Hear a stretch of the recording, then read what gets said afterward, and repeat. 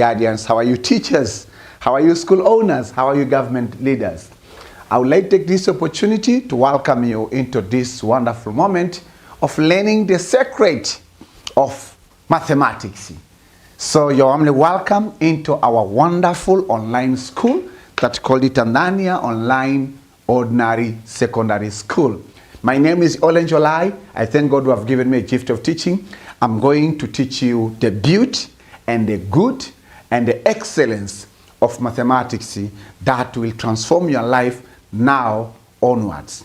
Karibu sana mtazamaji, habari za leo, mwanafunzi au mwalimu au ni mzazi au ni mlezi au ni mmiliki wa shule au ni kiongozi au ni kaka au ni dada. Karibu sana unayetazama ujumbe huu, namshukuru Mungu kwa ajili yako. Karibu sana katika shule ya sekondari ya kidigitali ya elimu ya sekondari ngazi ya kati. Karibu sana, karibu sana, karibu sana.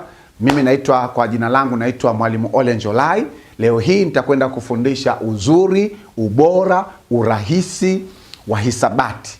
Na nataka kuambia kabisa kwamba na habari njema kwa ajili yako. Endelea kunifuatilia kuanzia mwanzo wa kipindi mpaka mwisho. Tunamshukuru Mungu ambaye ametupa wazo, ametupa kipawa cha walimu na ametupa wazo la kufundisha au kutatua changamoto na matatizo ya ambao wanafunzi wengi wanapata katika kusoma, kuelewa na kufanya vizuri somo la hisabati. Takwimu zinaonyesha kabisa za TAMISEMI na Wizara ya Elimu, Sayansi na Teknolojia kwamba kila mwaka somo linaloongoza kwa wanafunzi wengi kuferi mtihani wa kidato cha pili au Form 2 National Assessment ni somo la hisabati. Na somo linaloongoza pia kwa wanafunzi wengi kufanya vibaya, kupata F katika elimu ya sekondari ya kidato cha 4, manake ni somo la hisabati. Na wanafunzi wengi kabisa, mamilioni wanafunzi wanaamini kabla ya hapo na hata sasa, lakini ninaamini kwamba kwa baadaye kwa hawa kipindi hicho chote cha nyuma na sasa hivi, wanafunzi wengi wanaamini kwamba hisabati ni ugonjwa wa taifa. Ninachotaka kukuambia kwamba ni hivi, hisabati sio ugonjwa wa taifa. Hisabati ni somo zuri na hisabati ni somo ambalo la kutatua matatizo ikiwepo na magonjwa katika taifa fulani au katika nchi fulani. Kwa hiyo ondoa shaka kabisa, na hasa kama una maono ya kimaisha ambaye yanahitaji maarifa ya somo la hisabati. Kumbuka somo la hisabati ni la lazima kwa elimu ya sekondari ya ngazi ya kati, kidato cha kwanza mpaka cha 4. Wanafunzi wote nchi nzima Tanzania wanasoma somo la hisabati. Kwa hiyo uweze hisabati, ushindwe, ufaulu, ufeli, lazima usome. Na uwe hisabati ni somo linaloharibia wanafunzi wengi cheti chao cha kumaliza elimu ya sekondari kidato cha 4. Sasa jiunge pamoja na mimi. Namshukuru Mungu ambaye amenipaka mafuta. Nitakwenda kufundisha hisabati kwa lugha nyepesi kabisa, kwa lugha mbili. I'm going to teach you in English and Swahili. Okay, because I'll be using the Tanzanian syllabus and Tanzanian's reference books or textbook for basic mathematics. Okay, so I'll be using the syllabus, the new syllabus of United Republic of Tanzania. Nitakwenda kutumia mtaala mpya ambao unaitwa competence based, yani unaolenga ujuzi kuliko kukumbuka, na pia nitakwenda kutumia vitabu vya Kitanzania. Kwa hiyo hii ni huduma na hii ni shule ya Watanzania, na ndio maana inaitwa Tanzania Online Ordinary Secondary School au Tanzania Online O-Level Secondary School. Mwalimu Olenjolai haiko peke yake katika huduma hii, niko pamoja na mke wangu mpenzi, yeye anaitwa Mwalimu Nekingi. Utakuwa naye katika vipindi kadhaa vya biology kwa sababu yeye ni biologist by profession. Katika shule hii nafundisha masomo zaidi ya 7.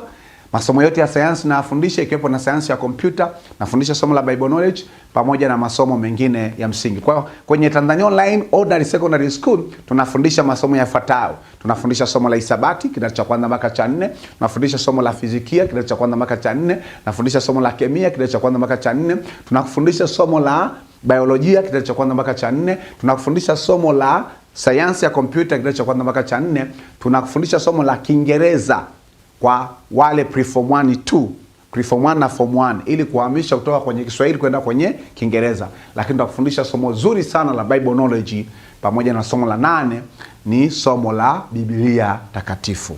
Are we together? Kumbuka pia kwamba headmaster, mfalme, Chief Executive, mmiliki wa Tanzania Online Ordinary Secondary School ni Bwana Yesu Kristo.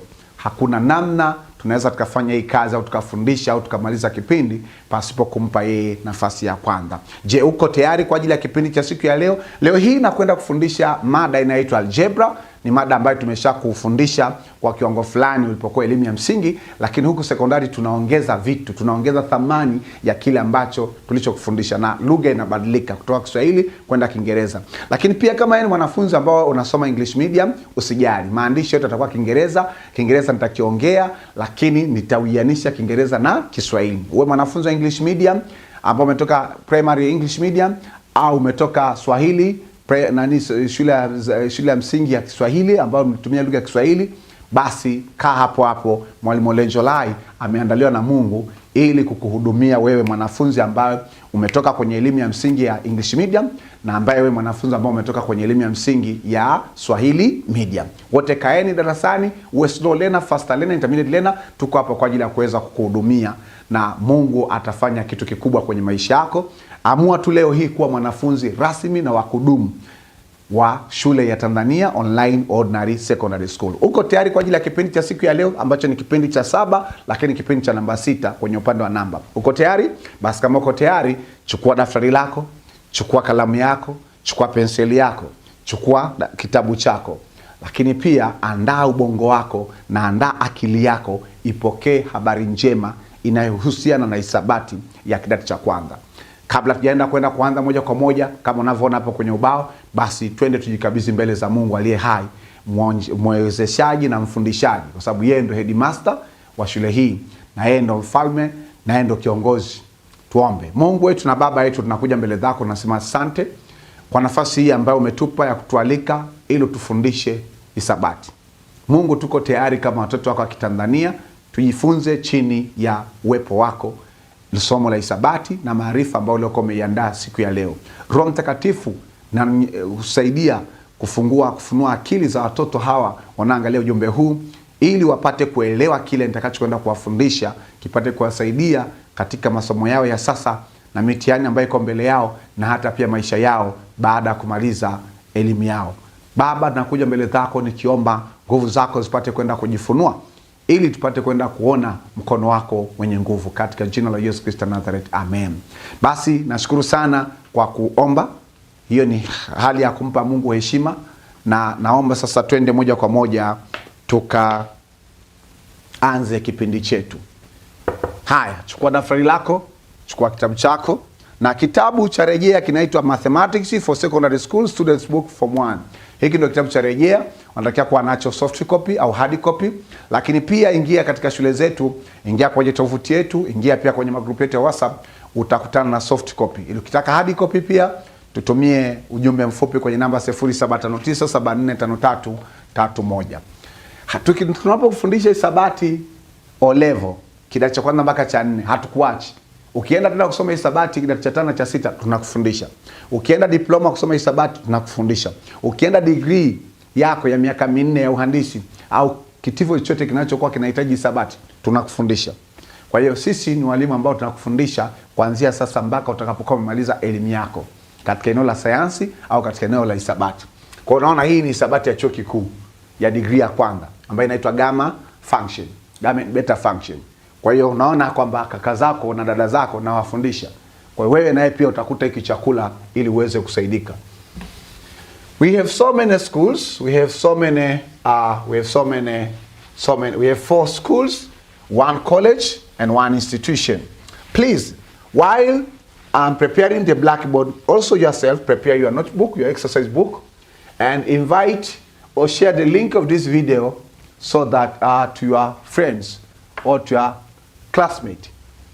Wakati naandaa hapa ubao, ninaomba wewe ufanye jambo moja la msingi. Jiandae sasa, chukua daftari lako na chukua vitu vyako vya kusomea, kaa vizuri, lakini pia watumie wanafunzi wengine kiunganishi au linki ya video hii ili waweze kuingia na kuona. Somo, manake somo ni subject in basic mathematics. Basic mathematics, say mathematics, say basic mathematics. Hilo ndo somo letu. Alafu leo hii tunakwenda kwenye topic ambayo tunaita algebra. Algebra, na hiki ni kipindi cha 7 lakini tunaandika kipindi cha namba 6. So this is chapter algebra. Ni topic ya ngapi? Algebra ni topic ya 5 kwenye mtaala mpya, chapter 5. It's called the algebra. So algebra, it's chapter 5 in the new syllabus of Tanzania. Algebra in Kenya, maybe it can be chapter 3, chapter 4, it depends. And dear students, this is session 6. Say session 6. And in session 6 we are going to teach about algebraic expression. Algebraic equation, sorry. Algebraic equation. Kwa nakwenda kufundisha equation. Nakwenda kufundisha mlinganyo wa nini? Wa algebra. Mlinganyo wa algebra. Class, say algebraic expression. Say again algebraic expression. Say algebraic expression. Say algebraic expression. Again, say algebraic expression. In session 5, we taught you about problem solving of algebraic expression. Say algebraic equation. We have algebraic expression. That was the first subtopic. And also we have algebraic equation. This is the second subtopic. Tuna mlinganyo wa nini? Tunasema tuna mlinganyo wa algebra. Lakini pia tunasema kwamba tuna equation ya algebra. Kwa leo hii tunakwenda kuangalia equation algebra. Tuna quick review kwa sababu kipindi kilichopita tulikuwa tunafanya maswali ambayo ni session 5. It was problem solving of algebraic expression. So, dear students, let me build the concept. In this session, I'm going to teach you about what the meaning of algebraic expression. I'm going to teach you about types of algebraic expression, algebraic equation. Sorry. I'm sorry. I'm confusing equation and the expression. I'm very sorry for that. And God help me to be precise. In this session, I'm going to teach you what the meanings of algebraic equation. In this session, I'm going to teach you about the types of algebraic equation and types of linear algebraic equation. And also, I'm going to teach you examples of different algebraic equation. And also, I'm going to teach you, lastly, formulation of algebraic equation. So in session 7, which it will be our 8th session, I will teach about problem solving of algebraic equation, but in context of word problems and etc. So let us go. So the fundamental question, swali la msingi hapa ambalo tunalo la kwanza kabisa. What is algebraic equation? Nini maana ya equation ya algebra? What is algebraic equation? So dear students, we say that an algebraic equation,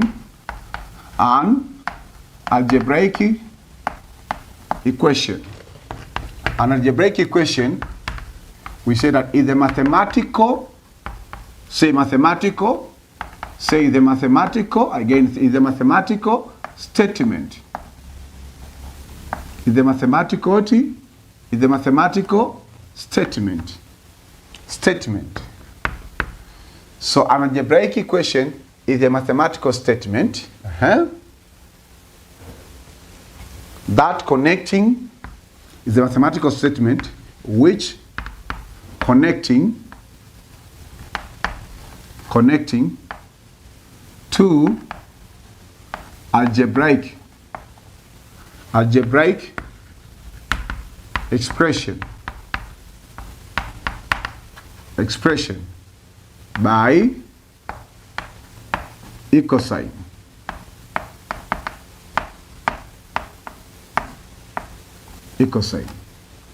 Kwa hii ni sentensi ya kihesabu ambayo inaunganisha milinganyo miwili ya hisabati kwa kutumia alama sawasawa. So writing, let us reinforce.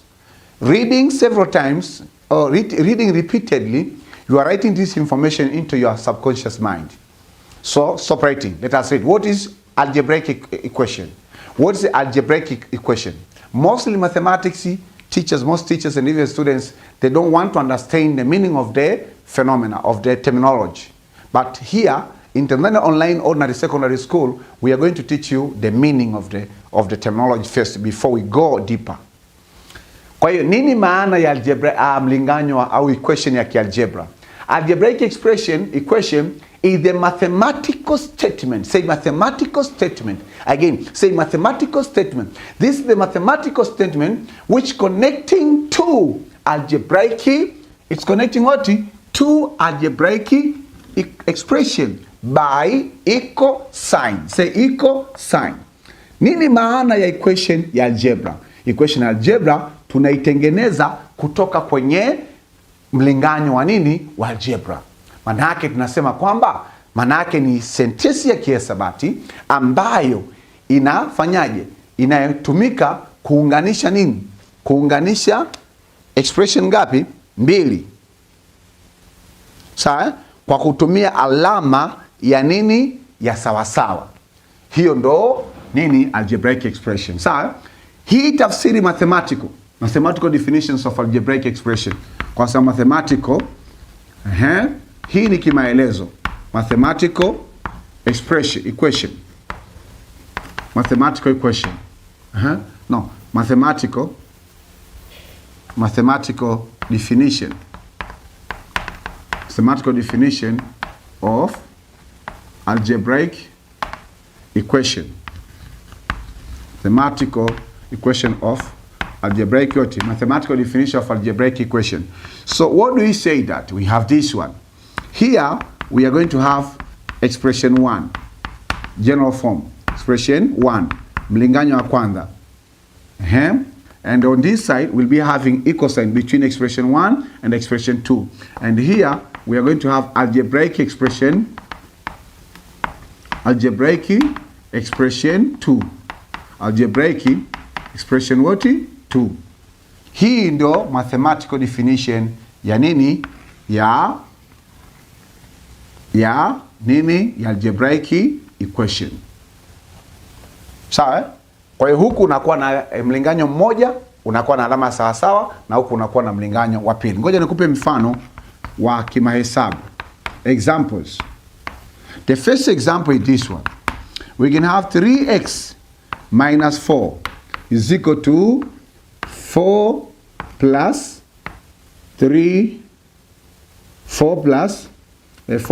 6x. Mona hapa. Kwa maana yake this is algebraic expression 1 and this is algebraic expression 2. Second example. The second example also you can have y is equal to 3 y is equal to what? Y is equal to negative 4. Negative 4. Hii ni expression na hii ni expression. Okay? So if you're joining us right now, you're warmly welcome. This is Olenjolai, who is teaching the beauty of basic mathematics. Today I'm teaching you the beauty of algebra in the subject of basic mathematics form 1. And we are in session 60 that called the algebraic equation. Algebraic equation. Algebraic equation. Algebraic equation. And here we have what? Algebraic equation. This topic we usually teach what? This is session 6. Session 060. So this is for form 1. Not even for pre-form 1. Form 1. And also dedicate this session to all form 2. And also dedicate this session to grade 8 to 9. Grade 8 to 9. Hi. Tuendelee. Example 3. Example 3, we may have another equation which is 4x then minus 3 or minus 7 is equal to 0. Another example of algebraic equation it is, so do you see equal sign? Another example of algebraic equation, it is, let's say that we may have negative x plus 2y is equal to 5. And also we may have 0.5 x minus what? Minus 3 out of 5 y is equal to 6. Another simplest example is this one. We may have that x minus 6y. This is equal to, let's say that is equal to 0. And another equation is we can have that here we have, let's say that 7x plus 7x plus y is equal to -3. Kwa hizi zote, so kwa hiyo unaona hii inaitwa simultaneous equation, tutasoma huko mbele. Lakini unaona hapa una algebraic expression ambayo imejengwa na constant. Katikati kuna sawasawa. Kwa kitendo cha kuwepo na sawasawa tayari inatengeneza nini? Algebraic equation. Are we together? Did you understand? Kwa hiyo kitendo cha kuwa na sawasawa katika milinganyo miwili ya kialgebra, basi jina la huo mlinganyo au la hiyo equation inabadilika kutoka kwenye mlinganyo au expression kwenda kwenye nini? Equation. Umeelewa? Kama una maswali uliza kwenye chat, kwenye comment, uliza pia kwenye tovuti yetu ambayo inaitwa Tanzania Online Education, au kifupi inaitwa kama anwani yake ni www.tanzaniaonlineeducation.com. Hai. Tumeshamaliza nini maana ya algebraic equation. Number 2, I'm going to teach about types of algebraic equation. Aina nini? Aina ya milinganyo au equation za algebra.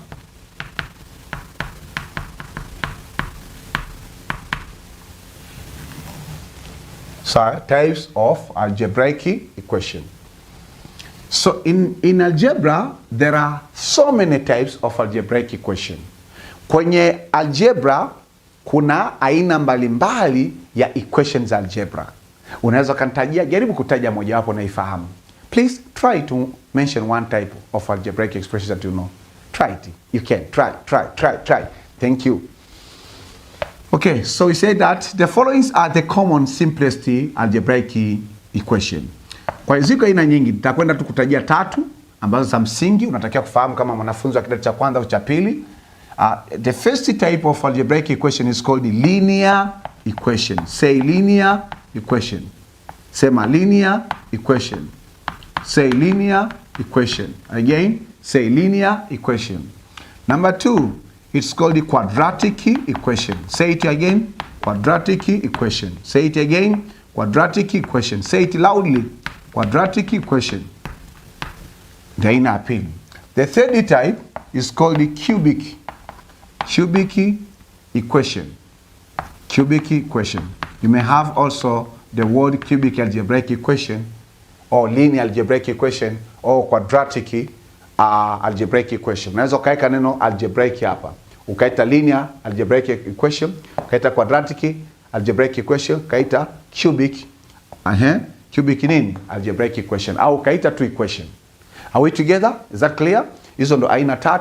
Ziko nyingi sana. Kwa sababu kuna tetra na nini na penta na kadhalika. Sawa? Sasa leo hii au kwa kidato cha kwanza tutawafundisha kuhusiana na linear algebraic equation au linear equation kwa lugha nyepesi. Okay? So in form 1, in basic mathematics form 1, we'll teach about linear equation. Okay? We'll be teaching you linear equations with 1 unknown and linear equation with 2 unknown. In basic mathematics form 2, we'll teach about quadratic equation. It's a independent topic. And we'll teach you cubic equation once you'll be in advanced pure mathematics. When we study advanced pure mathematics or basic applied mathematics or basic engineering mathematics in college, and then we'll teach you about cubic algebraic equation and even other polynomial, higher order polynomial algebraic equation. Are we together? Haya. Kwa hiyo sasa hivi hapa tunakufundisha linear equation. Linear equation ndio kitovu cha kipindi cha siku ya leo. Sema linear equation. Sema linear equation. So we say that let us focus on 2.1. Linear. So this you may call it linear algebraic equation. Linear algebraic equation, or in bracket You may call it linear equation. Linear what? Linear equation.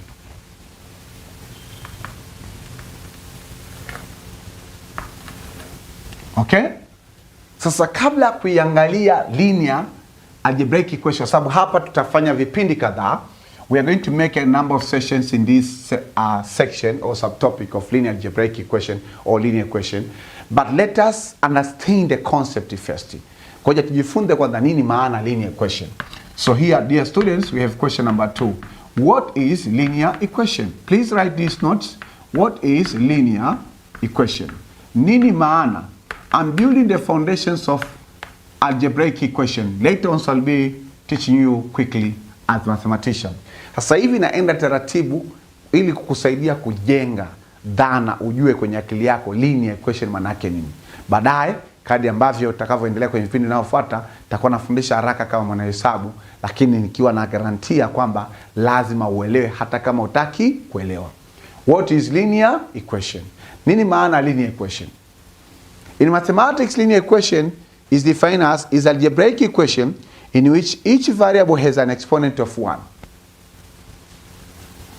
So, is what? Is algebraic. This is the one of the algebraic equation. Algebraic equation in which each variable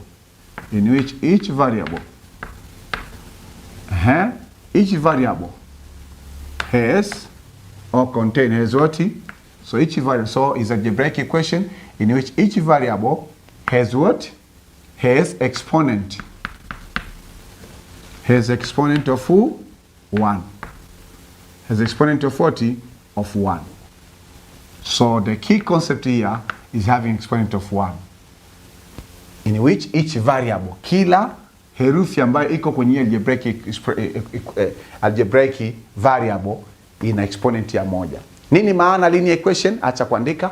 Linear equation is algebraic equation. Kwanza huu ni mlinganyo au ni equation mojawapo ya algebra. Lakini yenyewe ina sifa kuu moja. Sifa yake ni kwamba kila herufi ambayo iko kwenye linear equation lazima iwe na kipeuo cha 1. Ikiwa na kipeuo cha 2 inakuwa so linear, inakuwa ni quadratic. Ikiwa na kipeuo kama kuna term yoyote ambaye na kipeuo cha 3, manake inabadilika jina inakuwa cubic. Are we together? Do you understand? Tell your neighbor understanding is coming. Tell your neighbor understanding is coming. Haya. Sasa ngoja nikupe general form, general. Manake generally. Kwa general nasema hivi, linear equation. When you talk about linear equation, kulingana sentence loko tumepata hapo. Nasema hivi kwamba each variable, kwa mfano kama kwenye linear equation tuna variable 1. Say that we have variable 1. This variable 1 should be power of 1. Sawa? Exponent yake. Manake hii ndio inaitwa kama nini? Exponent. Exponent manake inakwenda kaa hapa. Okay? So exponent 1 ambayo kwamba this exponent should always be equal to 1. So let's say that we have variable 2, and this variable 2 is power 1. Then it makes that it is linear. Maybe plus what? Plus 3. We still have variable 2 is equal to 7. No, yes, variable 2. Lakini remember that the power for this variable is 1. Okay? So then we'll be examining some examples. So let us see examples of linear equation. Tuone sasa mifano ya equation iliyonyooka. Linear equation kwa Kiswahili maana nasema ni equation ambayo imenyooka. Ukichora graph lake inakuwa ni mstari ambao umenyooka. Unakuwa ni mstari ambao umenyooka hivi au umenyooka hivi au umenyooka hivi, nategemea. Sawa? Kwa hiyo maana inaweza kuwa diagonal au umekaa hivi, umenyoka hivi wima, ndio hiyo ambacho tunachosoma naita linear equation. Mfano wetu wa kwanza kabisa ni huu hapa kwamba x is equal to 3. Hiyo ni linear equation. Sawa? Algebraic expression 1, algebraic expression 2, equal sign in between. Second example. Second example is you may have that 3x is equal to 9. Hii ni linear equation pia. Third example. Third example, you can have that negative 7x. Negative 7x is equal to 11. Then sixth example. Now fourth example. Fourth example, we may have that x plus 3 is equal to negative 2. Fifth example, we may have that y plus, plus 8 is equal to negative 6. Are we together? Are we together?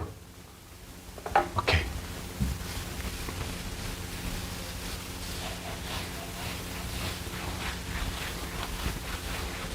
Kwa hiyo ni mifano ya linear equation. Na kuna aina tatu za linear equation, lakini hapa nitakufundisha mbili. Mfano unaofuata, mfano wa 6. Kwa hiyo kumbuka hapa variable yetu. Sasa tuje. Why these 5 examples are linear equation? Can you tell me? Kwa nini hii mifano mitano nimeitaja kama mifano ya equation iliyonyooka? Kwa sababu kwenye example ya kwanza, kwenye mfano wa kwanza, hapa tuna variable gani? Tuna herufi gani? Ni x. Power yake, kipeo chake 1. So you have only x and its exponent is 1. And here we have only what? Y. And its exponent is what? It's 1. And here 3x is equal to 9. The variable is what? Is x. Its exponent is 1. And here, example 3, the variable is x. Its exponent is 1.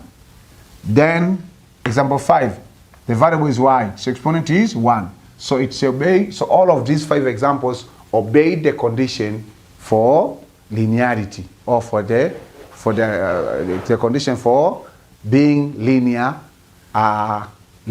equation. Kwa hiyo ndo sababu ya kuifanya linear. Lakini ngoja tuingie tena ndani tuangalie mifano ambayo tutakutana nayo kwa inaitwa simultaneous equation. So another 6 example, you can have x plus 3y. This is equal to what? This is equal to 3/7. And then another equation you say that negative 4x then minus what? Minus 5y. This is equal to what? This is equal to, let's say 9/13. Kwa hiyo unaona kwamba what are the variables in the first equation? X. What is exponent? 1. What the variable in here? Y. What's its exponent is 1. What are the variables x and y? Exponent of y, x, it is 1. Exponent of y, it is 1. That is. Okay? You may have so many equations as well. Wewe unachangalia variable, unaangalia na power yake au exponent yake. 7 example of what of linear. Okay? We can also have this, that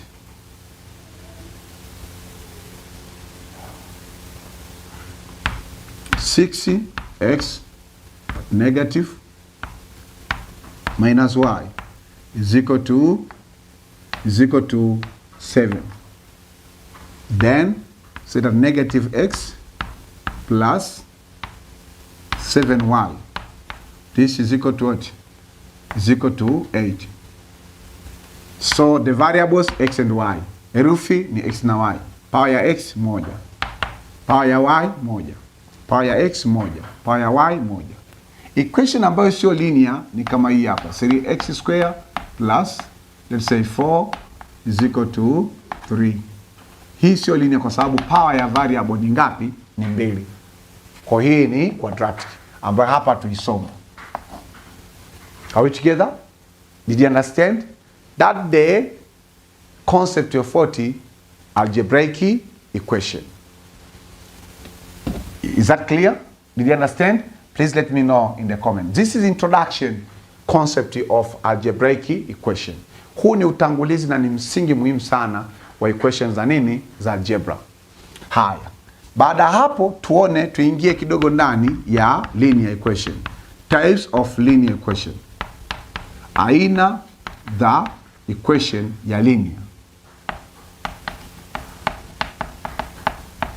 Aina ya equation za nini? Za linear. So in mathematics, we have 3 types, and the algebra we have 3 types. We have 3 types of linear equation. A linear equation with 1 unknown variable, a linear equation with 2 unknown variables, and linear equation with more than 2 unknown variables. But in this subject, we are going to cover only the first 2 types. Kwa ziko aina ngapi? Aina 3. Kwa ya kwanza tunasema kwamba ni linear equation with 1 unknown. 1 nini? Unknown variable. So 1 unknown variable. Number 2, make sure that you write these notes. Very relevant. Remember that the syllabus for basic mathematics is called the competence-based. So expect you to find questions of thinking rather than just the writing. Linear equation with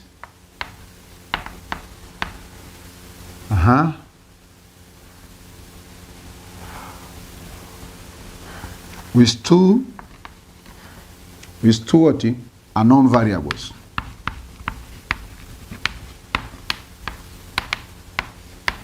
With unknown variables. Hizi ndo aina kuu mbili za equation ya linear au equation iliyonyooka. Let us reinforce. Stop writing. Read after me. Linear equation with 1 unknown variable. Linear equation ambayo ndani yake na herufi moja tu ambayo julikana thamani yake. Linear equation with 2 unknown variables. Linear manake equation iliyonyoka lakini ndani yake ina milinganyo miwili ya iliyonyoka lakini katika mantiki ambayo ina thamani fulani. Okay? Are we together, class?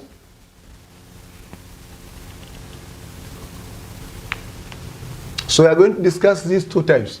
If you're joining us right now, welcome into Tanzania Online O-Level Secondary School. You may search that official YouTube channel in YouTube and access hundreds of the videos or hundreds of the sessions. Welcome into our online institution called Tanzania Online Institute of Technology. Once you graduate, now in your advanced secondary level, then you join directly into Tanzania Online Institute of Technology, right? Okay, all right. So now let us move into, this is number 3.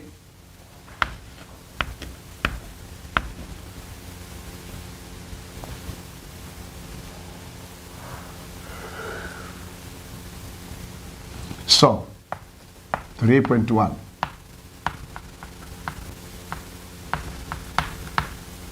Linear equation with 1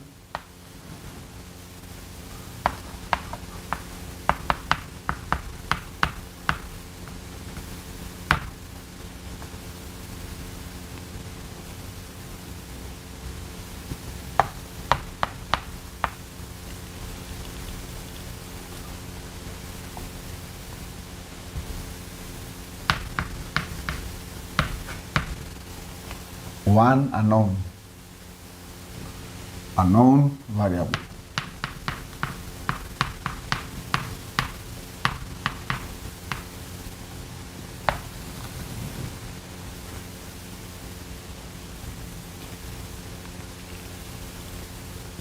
Linear equation with 1 unknown variable. What is it?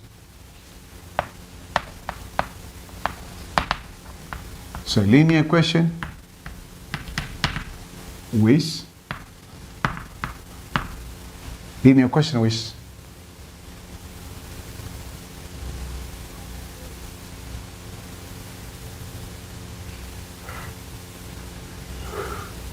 a linear equation. So this it's a linear equation.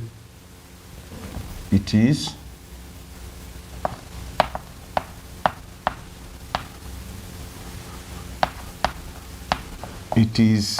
a linear equation with only 1 variable.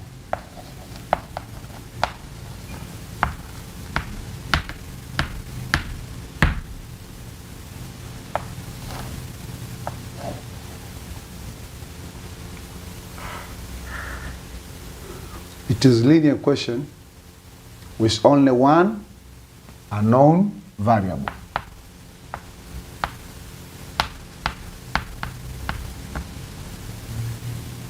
It's only one unknown variable. Examples, mifano ya equation ya namna hii. Examples. So examples, the first example, it is x is equal to 1. How many unknown variables do you have? Only one. What is its power? It's 1. So x power 1. Second example, say y is equal to -4. So again, that is a linear equation with one unknown variable.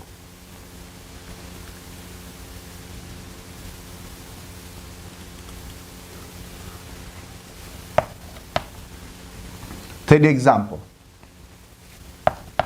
x plus 4 is equal to -3. Fourth example, y minus x is equal to 7.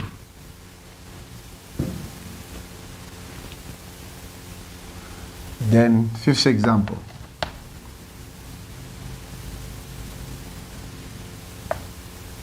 y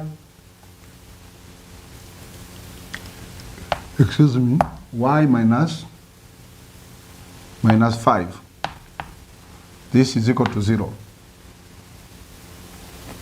Then 60, let us think about simultaneous equation.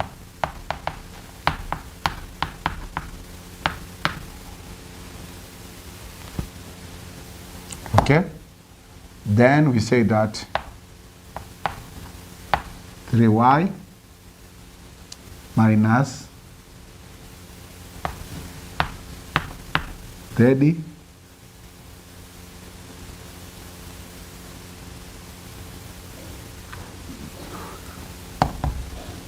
no 3y minus 8 is equal to -5.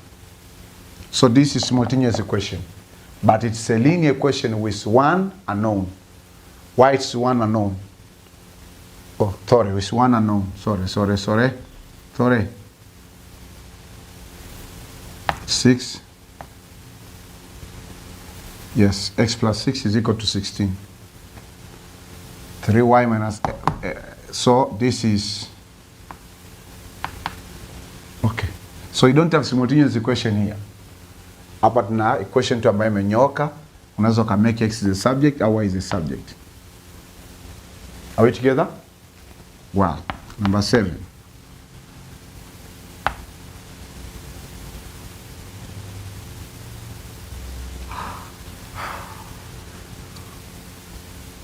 X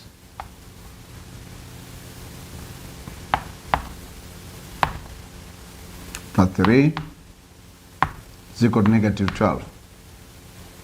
So hiyo ndo mifano ya linear equation with one unknown. Sometimes let's say you can have 3x is equal to 100. So the unknown is x and its power is 1. Are we together? Are we together, class?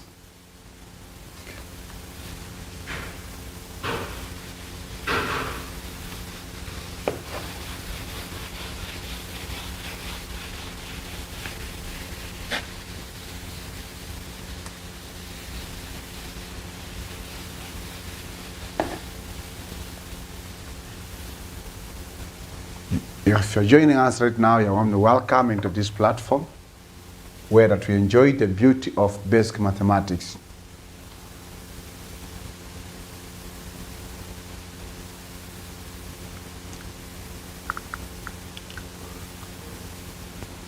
Okay. 3.2. Linear equation. In an equation with one unknown.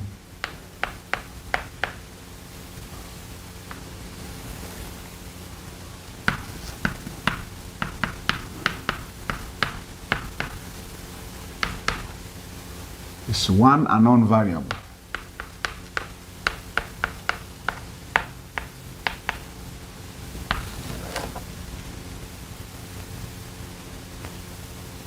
With two, not one. With two unknown variables. So linear equation with two unknown variables. Say it. Linear equation with two unknown variables. Again, say it. Linear equation with two unknown variables. This is very important concept because we usually teach students in college and also in high school. Ni mlinganyo ambao nasema unatangulia. Linear equation with two unknown variables. Okay? So after doing that linear equation with two unknown variables, then what do we say? Say that it is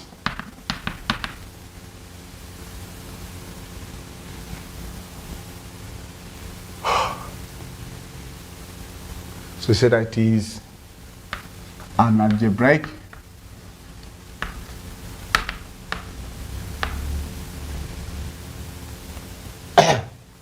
it is an algebraic equation. It's an algebraic equation that contain two unknown variable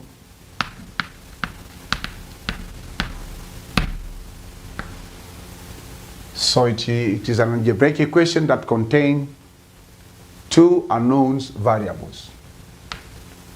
Two unknown what? Variables. Kwa sema hii ni equation ya linear ambayo ndani yake inakuwa na herufi mbili ambazo hatujui thamani yake. Okay? Kwa sema hii ni aina ya equation iliyonyoka ambayo ndani yake ina herufi mbili ambazo hatuzijui thamani yake. Ndio maana ya unknown variables. Unknown variables manake ni herufi ambayo hatujui thamani yake. Are we together? Aya, baada hapo tunaenda kwenye examples. Mifano. Ili tengeneze zana kwenye akili yako. Examples. So example number 1 is this one.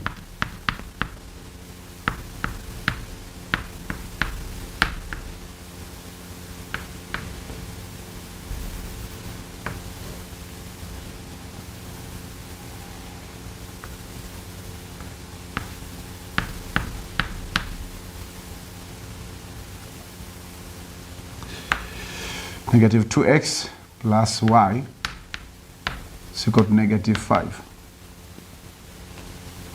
Okay? Common two unknown, x and y. X and y. So it is a linear equation. This is the linear equation with two unknown. This is a linear equation with two unknown. Second example.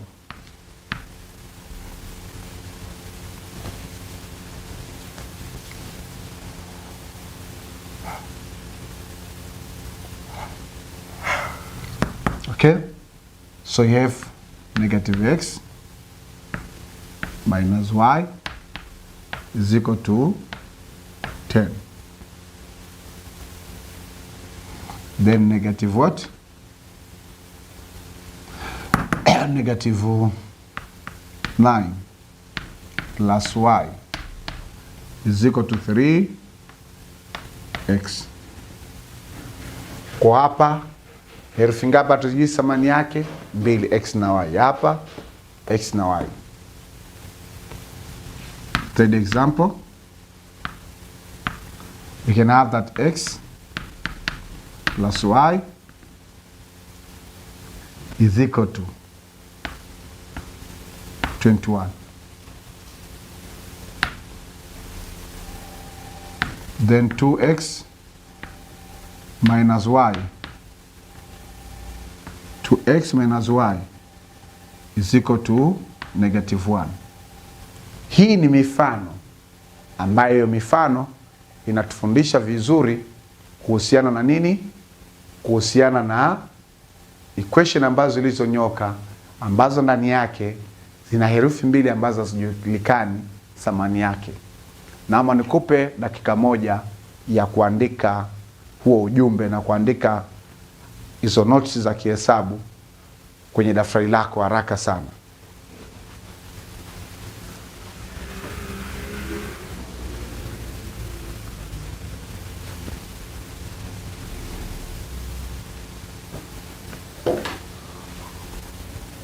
Hi.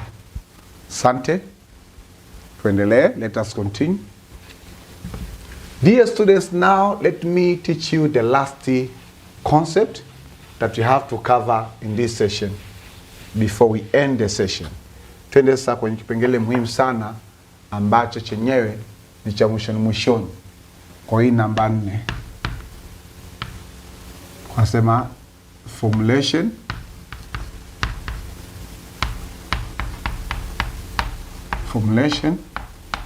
of linear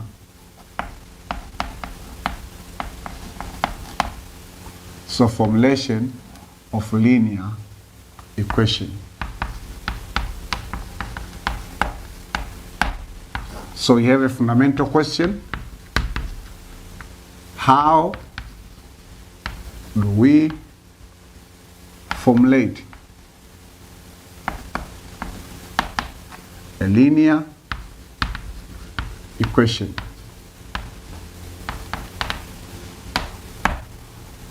So you can formulate a linear equation from daily activities, from real life activities in pastoralism, in agriculture, in soil, etc. Kwa nasema kwamba hapa ninachokufundisha ni kwamba mbinu za kujua namna ya kutengeneza swali na namna ya kulijibu. Okay? So how do we formulate a linear equation? Okay, let us define it.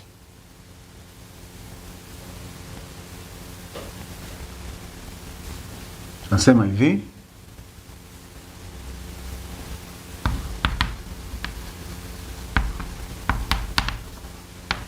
Formulation of linear equation. Linear equation, we say that is a process and technique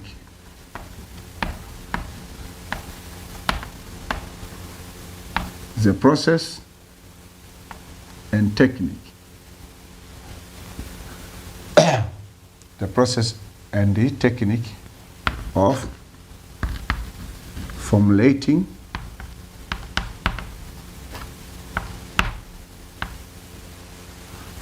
what? So process and technique of formulating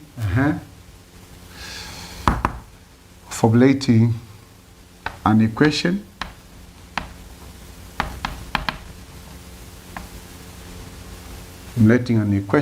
the process and technique of formulating an equation from what? From real life activity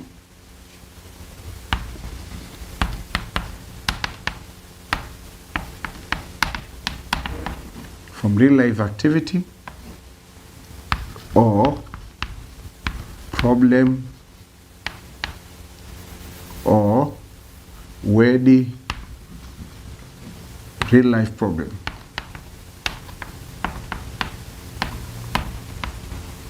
Hii ndo tafsiri ya how do we formulate a linear equation. We say formulation of a linear equation is a process and techniques operating.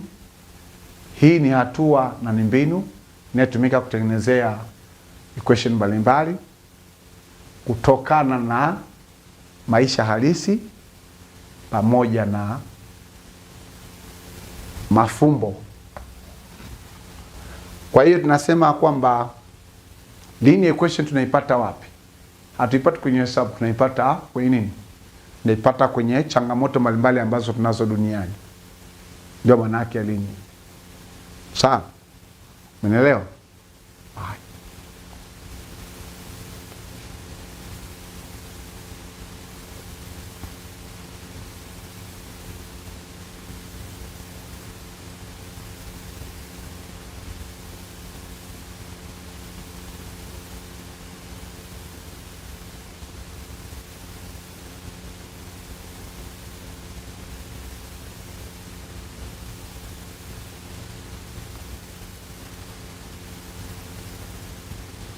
So now, after defining and introducing to you the concept of formulating au formulation tunaita hii ni mbinu ambayo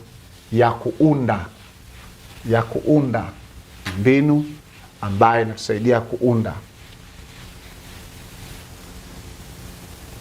Hasa nasema steps of formulation of linear equation. Steps of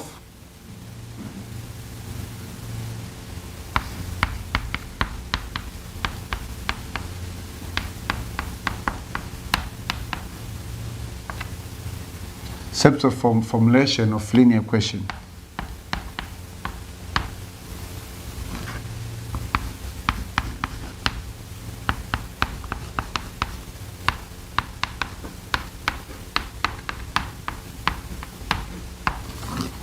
Steps of formulating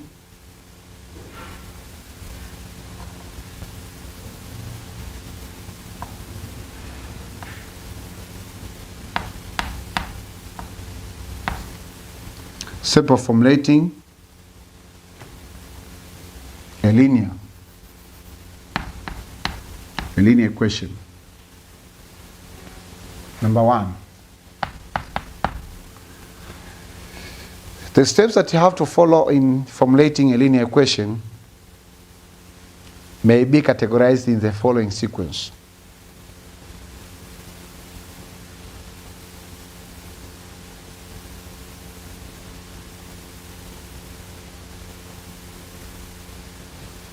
Identifying the unknowns. Step ya kwanza, identifying the unknown. Identify the unknown variable.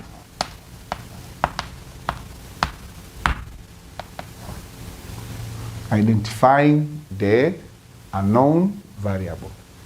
Kutafuta kwanza au kubaini herufi au herufi ambayo hatujui thamani yake. Then number two, assigning the unknown with a variable.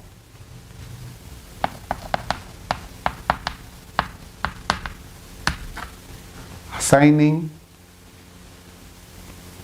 the unknown with the unknown. Assigning the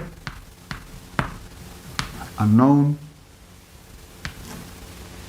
Assigning the unknown with a variable.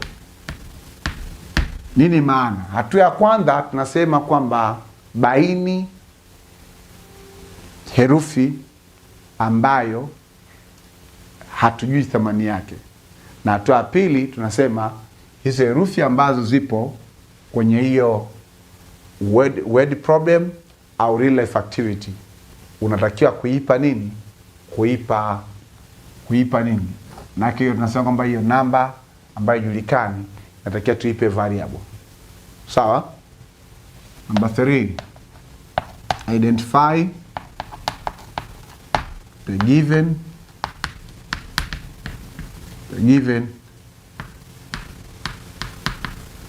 identify the given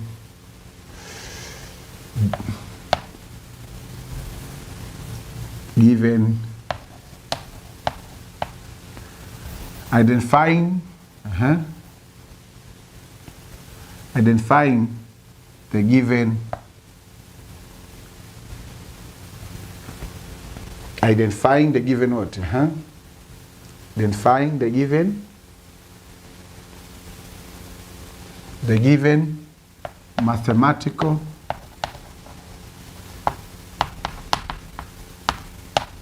operator.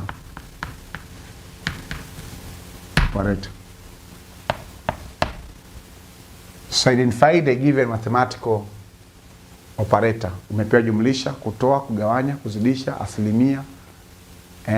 Umetoa nini?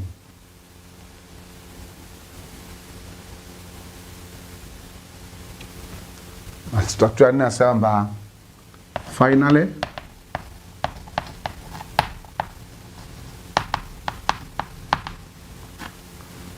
writing what? Writing the algebraic equation.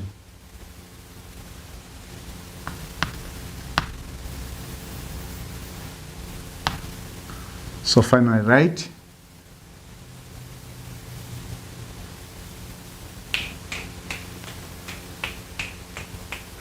the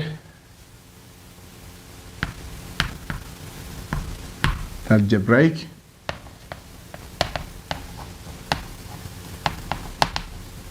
equation. Finally, write the algebraic equation.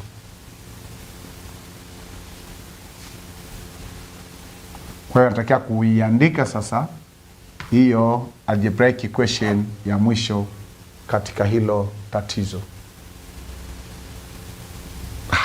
Are we together? Haya, ngoja tumalizie kipindi chetu kwa kuangalia hiyo. Kuna common basic operators. Ni herufi ambazo thamani yake inabadilika. So dear students, this is the last part, 4.2, 4.1. 4.1 common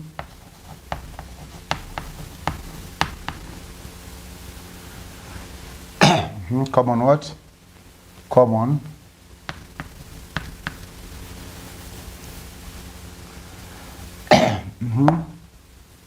common basic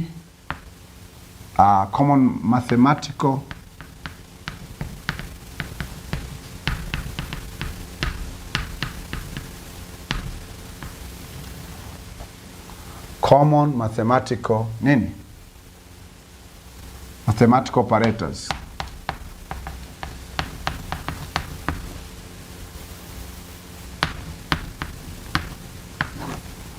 Common mathematical operators. Hizi common mathematical operators kwamba ni matendo yanayotumika mara kwa mara katika kuunda au katika swali unaokuwa unapewa la kutafuta algebraic nini? Equation. Kwa hapa tunaweka baadhi na unadhani basic operation ya kwanza kabisa ya msingi ni ngapi? Kwa ya kwanza kabisa siku zote ambayo ni rahisi inaitwa addition. Say addition student. Say again addition. The other words is called the plus. Or we can call it total. Say total. Say total. So you can call it addition, plus, or total, or sum, or exceed,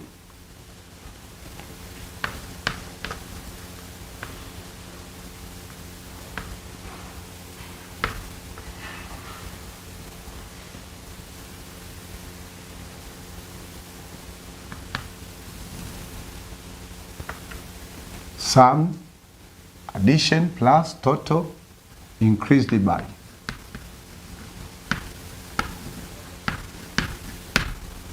Then exceed. Haya ni mafumbo ambayo yanayotumika sana katika kuuliza maswali ya maneno. Kwa nasikia kwamba exceed for certain thing.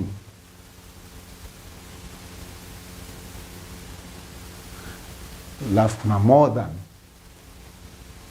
Number 2, subtraction.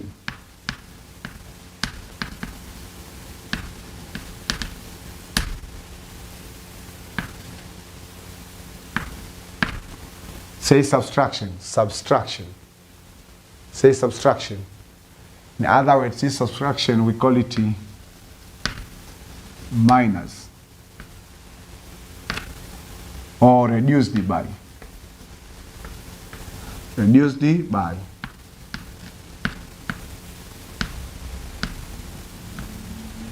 Reduced by. Then another symbol is called the less than or subtract.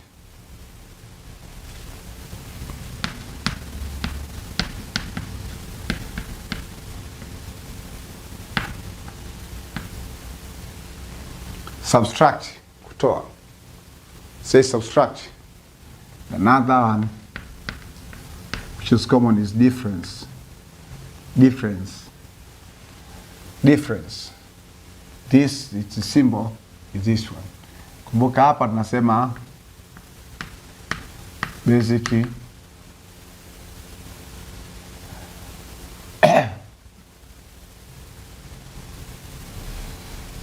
basic operators in words,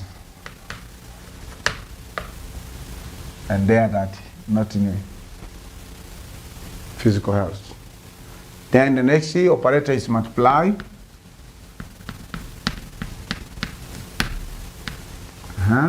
Product of.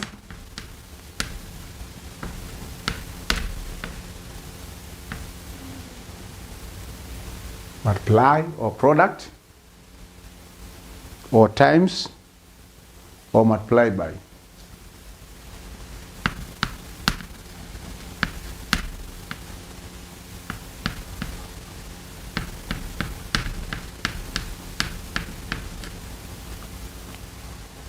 No, multiply by. You have multiply by.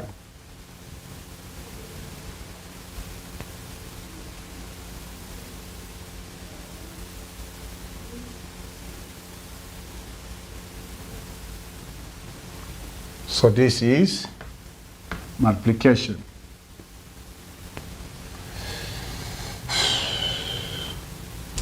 Division.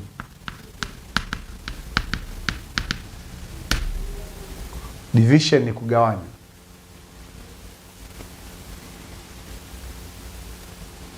Division itself divided by quotient or ratio.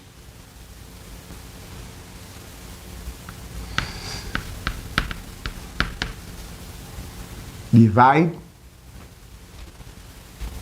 by, divided by,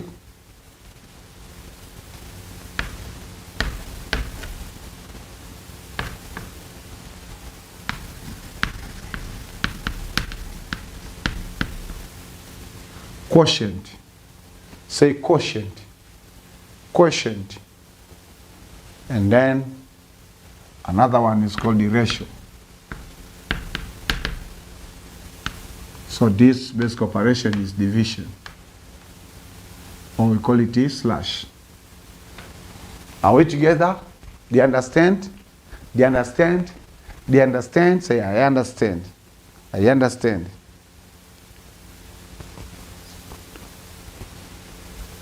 Then we have result. Alama ya kuonyesha matokeo, kutenganisha matokeo na swali. Result, say result.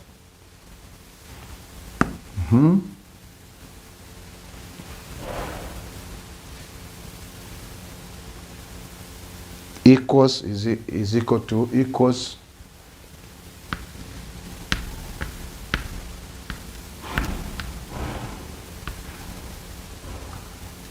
to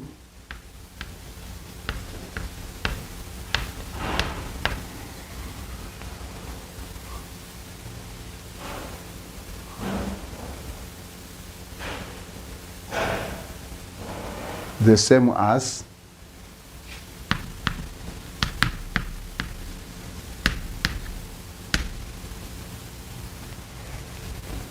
the same as gives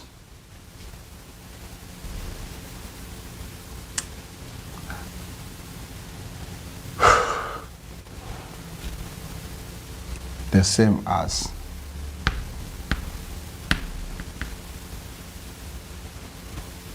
is equal to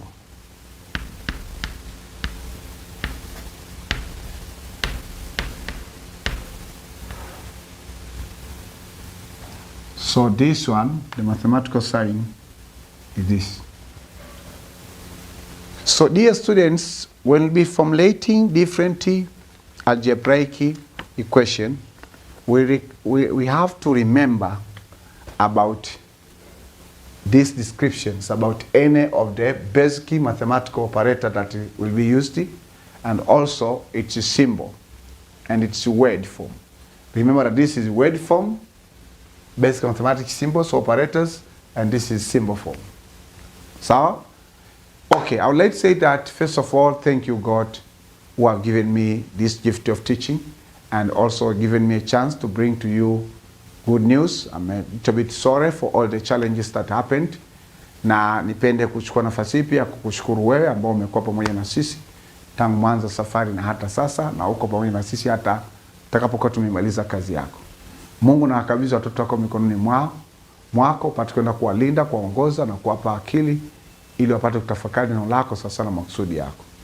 Baba, tunakuja mbele zako tukushukuru kwa maana wewe ni mfalme na wewe ni mwingi wa rehema na mwingi wa fadhili. Katika jina la Yesu Kristo Nazareth. Roho Mtakatifu, tunakuja mbele zako tukutukuza na kuabudu. Hakuna mwingine zaidi yako mfalme. Baba, tunakuja mbele zako tukijinyenyekea sasa na mkono wako wenye nguvu. Katika jina la Yesu Kristo Nazareth. Asante Roho Mtakatifu, na wakabidhi watoto wao mikononi mwako, upate kwenda kuwatunza usiku na mchana ili wapate kwenda kufanikiwa sasa na neno lako. Katika jina la Yesu Kristo Nazareth. Baba, nakukabidhi na kukaribisha tena katika kipindi cha 8, lakini ni kipindi cha 7 katika numbering, upate kwenda kufanya matendo yako makuu katika jina la Yesu Kristo Nazareth. Amen. Thank you very much. Please welcome the next session. Next session will be session 7, and may God bless you abundantly as well as we can together.